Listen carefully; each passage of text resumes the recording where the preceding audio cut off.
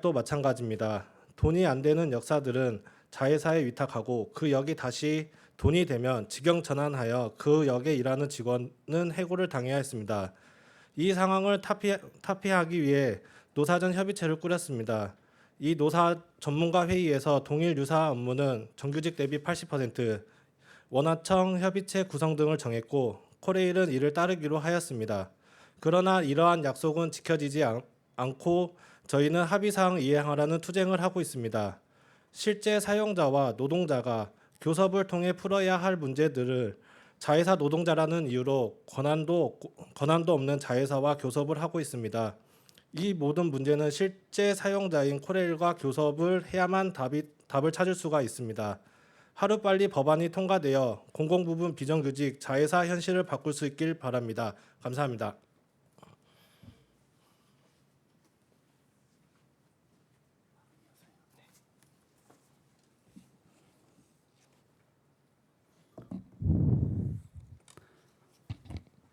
네, 저는 청년단체 대표 김종문입니다.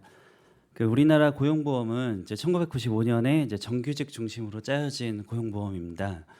이제 IMF가 20년이 지났습니다. 대기업, 공기업, 공무원을 비롯한 공공기관을 제외하고는 대부분의 청년들이 저임금과 고용 불안에 시달리고 있습니다. 대기업, 공무원, 공기업을 비롯한 공공기관, 중견기업, 정규직까지 약 15%에서 20% 일자리는 고용 안정성과 임금에서 한국 사회에서 최소한의 생존이 보장이 되지만 여기서 떨어진 80%는 최저임금에 가까운 일자리를 평생 이직하면서 살아야 됩니다. 2018년 기준 대기업 채식률을 삼성전자가 2.3%, 현대자동차가 3.6%입니다. 2017년 기준 공기업 한국전력은 3.6%, 한국수자원공사 퇴직률이 2.4%입니다. 2017년 기준 지방공무원 이직률이 1%입니다. 이게 비교해서 2019년 잡코리아가 발표한 중소기업의 신입사원 평균 퇴사율은 37.2%입니다. 그리고 다른 기관에는 최대 60%인 곳도 있습니다. 저는 우선 자발적 퇴사자들에게 고용보험을 지급해야 된다고 생각합니다.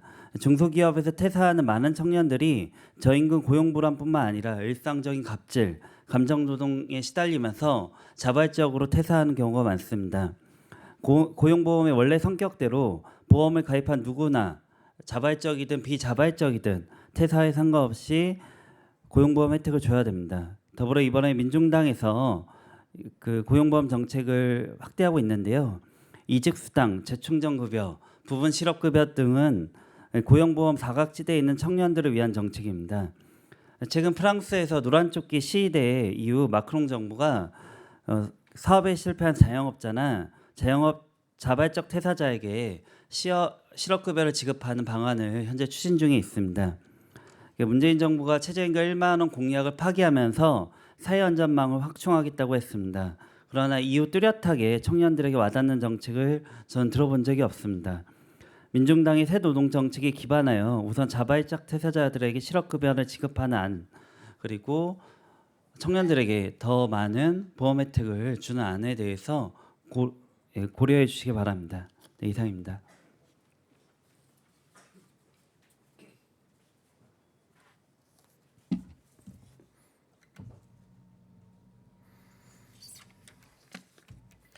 네, 민중당 인권위원장 손솔입니다. 민중당은 올해 상반기부터 지금 우리에게 맞는 노동법으로 개정하기 위해 정책을 만들고 하반기부터는 노동조합을 만나며 새로운 노동 정책을 알려왔습니다. 거리에서 그리고 노동조합을 만나면서 많은 이들이 공감을 해주셨고 또 최근에는 한 요양보호사 노동자께서 너무 서글프고 어려운 나의 마음을 이해해주는 노동법이었다. 노동법이 정말 나아졌으면 좋겠다라는 말씀도 전해주셨습니다.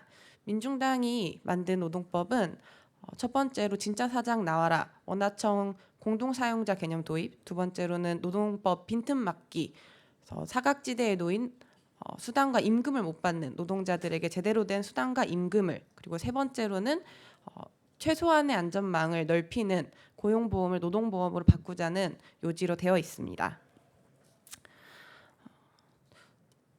어제 문재인 대통령이 시정연설에서 공정을 다시 이야기했습니다. 하지만 청년들은 그들만의 리그에서 룰을 이야기하는 공정이 아니라 전 사회에 구조적으로 놓여 있는 불평등 문제가 해소되길 바라며, 이 불평등 문제 해소의 가장 근본적인 원인은 노동 문제를 해결하지 못한 것에 있다고 생각합니다. 이에 노동법 개정을 촉구하고 기자회견문을 낭독하도록 하겠습니다. 문재인 정부의 개혁에 청년은 실종되었다. 청년 노동자 살리는 노동법 개정을 촉구한다. 문재인 정권의 국정에 대한 지지도가 여론조사에서 처음 30%대로 떨어졌다. 국정 수행을 부정적으로 평가한 가장 큰 이유는 경제 민생 문제 해결 부족으로 꼽혔다. 정권이 말하는 개혁에 청년과 노동은 없었다. 불안과 청년 취업난을 비롯한 민생의 문제를 해결하기 위해 노동법 개정이 시급하다. 노동자의 권리를 보장하는 노동법이라기엔 빈틈이 너무 많다. 노동법이 만들어진 이래로 노동시장은 점점 유연화되고 근로계약의 형태도 다양해졌다. 그러나 다양한 고용 형태에도 불구하고 노동법은 정규직 노동자 중심으로 유지되어 왔기 때문에 하청 노동자, 특수고용 노동자를 포함한 많은 사람들은 그 권리를 보장받지 못하고 있다. 또한 중소 영세 자영업자는 임금 노동자보다 노동시간이 길지만 1인당 소득은 60% 수준이며 무급가족 종사자는 고용보험 수혜 범위에 포함되지 못한다. 아르바이트와 비정규직이 많은 청년 세대의 상황은 더욱 심각하다. 인턴으로 일하는 청년은 최저임금의 90%밖에 보장받지 못하며 주 15시간 미만으로 일하는 아르바이트 노동자는 주휴수당을 받지 못한다. 청년들의 삶은 최저임금이라는 민생의 하한선보다 아래에 위치한다. 일하는 모든 사람에게 주휴수당, 야간수당, 최저임금, 고용보험을 보장하라. 민중당은 일하는 모든 사람이 노동자의 권리를 보장받기를 요구한다. 주휴수당, 야간 노동에 대한 수당은 노동에 대한 당연한 권리이므로 노동시간, 사업장 규모로 인한 사각지대는 없어야 한다. 하청 노동자도 원청과 교섭할 수 있는 권리, 인턴과 장애인 노동자도 최저임금을 받을 권리, 자발적 퇴사자도 구직급여를 받을 권리 등이 이에 포함된다.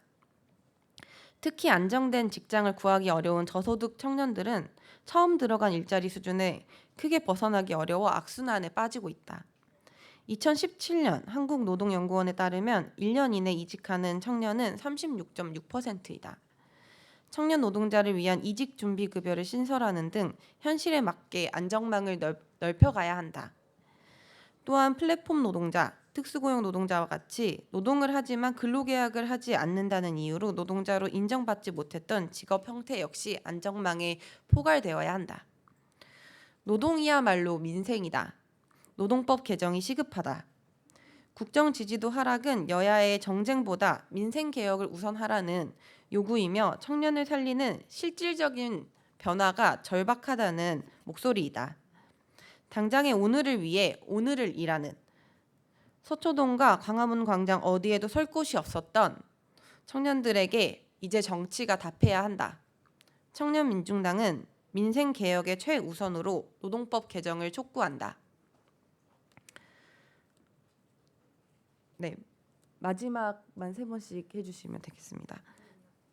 네, 그럼 제가 마지막 2문장만 읽고 마무리하겠습니다. 청년의 삶에는 변화가 시급하다. 노동법을 개정하라. 노동이 민생이다. 문재인 정부는 청년의 삶을 바꾸는 개혁에 나서라. 2019년 10월 23일 청년민중당. 이상입니다. 네, 이상으로 기자회견.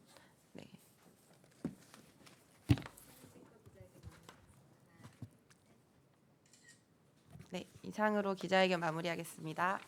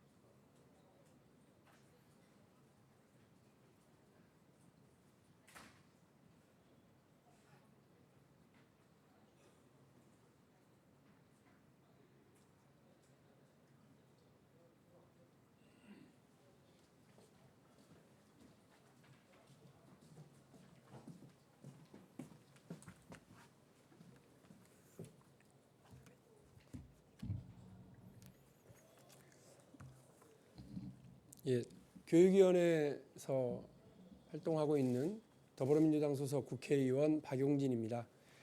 기자회견 하기 위해서 지금 이 자리에 섰습니다. 국정감사 막판에 뜻밖의 황당한 사실이 좀 드러났는데요. 이 사실이 월요일 날 종합감사 밤 10시 이후에 확인된 사실들이 있고, 이 문제가 단순히 전남대 병원이 있는 광주 전남 지역의 문제만이 아니다라고 하는 게 분명하기 때문에 이와 관련된 기자회견을 하도록 하겠습니다.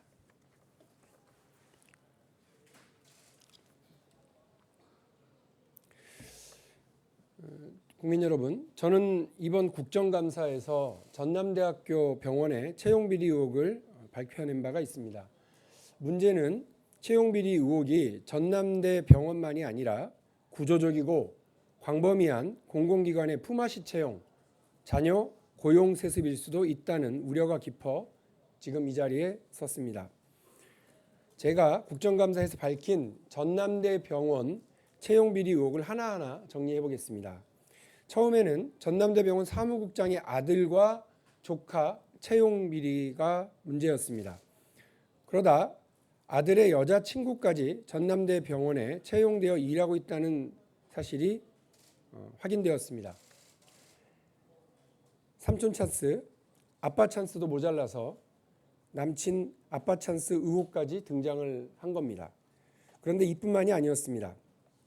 지난해 총무과장이 면접관으로 참여해서 직속 상관인 사무국장 아들을 1등으로 합격시켰고, 올해는 사무국장이 면접관으로 참여해서 그 총무과장의 아들을 1등으로 합격시킨 새로운 사실이 확인된 겁니다. 전형적으로 품앗이 채용 비리라고 할 수 있습니다. 심지어 이러한 품앗이 채용이 사무국장이 채용 비리로 교육부 징계를 받은 뒤에 벌어진 일이라서 더 황당합니다. 그리고 저는 전남대 병원 영상의학과에만 병원의 전현직 보직자의 자녀가 현재 6명이나 일하고 있다는 사실을 국정감사에서 밝혀냈습니다. 근데 이 6명 중에 4명이 전남대 병원 영상의학과 출신 임직원의 자녀인 사실도 새롭게 확인했습니다. 이게 과연 정상입니까? 이게 우연이겠습니까? 품앗이 채용 비리를 넘어서서 전남대 병원의 조직적인 자녀 고용 세습 의혹까지 등장한 겁니다. 심지어 이 사실은 전남대 병원을 철저하게 감사했다는 교육부도 모르고 있었고, 운영을 책임지고 있는 전남대 병원의 병원장도 전혀 모르고 있었습니다. 전남대 병원이 불공정 채용 비리에 소굴이 되어가는 동안 병원은 이러한 비리 의혹을 조직적으로 숨겨왔습니다. 의혹이 만천하에 드러난 지금에도 은폐에 급급합니다.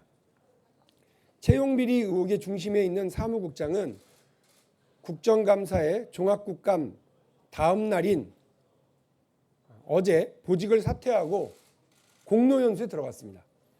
전형적인 꼬리 자르기가 아닐 수 없습니다. 전남대 병원이 사퇴 해결의 의지를 보이기는커녕 오히려 사퇴를 축소하고 은폐하려 하고 있다고 저는 생각합니다. 품앗이 채용 비리의 핵심인 사무국장은 잘못이 밝혀진 뒤에도 지속적으로 채용 업무에 관여를 해왔습니다. 즉 채용 비리가 수년간 조직적으로 이루어져 왔고, 지금 드러난 채용 비리가 빙산의 일각에 불과한 것이 아니냐는 합리적인 의심을 가질 수밖에 없습니다. 전남대 병원이 채용 비리에 대한 진상조사를 위해서 5년간의 인사기록 전수조사를 하겠다고 합니다. 그러나 전남대 병원의 명예를 실추시킨 채용 비리 당사자가 공로라는 이름의 연수를 가는 상황에서 과연 그 진정성을 믿을 국민이 몇이나 되겠습니까? 시험지 문제 유출 의혹, 면접위원 짬짬이를 통한 품앗이 채용 비리 의혹, 그리고 영상의학과를 중심으로 한 자녀 고용 세습 의혹 등 채용 비리 관련 은폐까지 지금까지 밝혀진 이 부분을 다시 읽겠습니다. 시험지 문제 사전 유출 의혹, 면접관 짬짬이를 통한 품앗이 채용 비리 의혹, 영상의학과를 중심으로 한 자녀 고용 세습 의혹, 채용 비리 관련 자료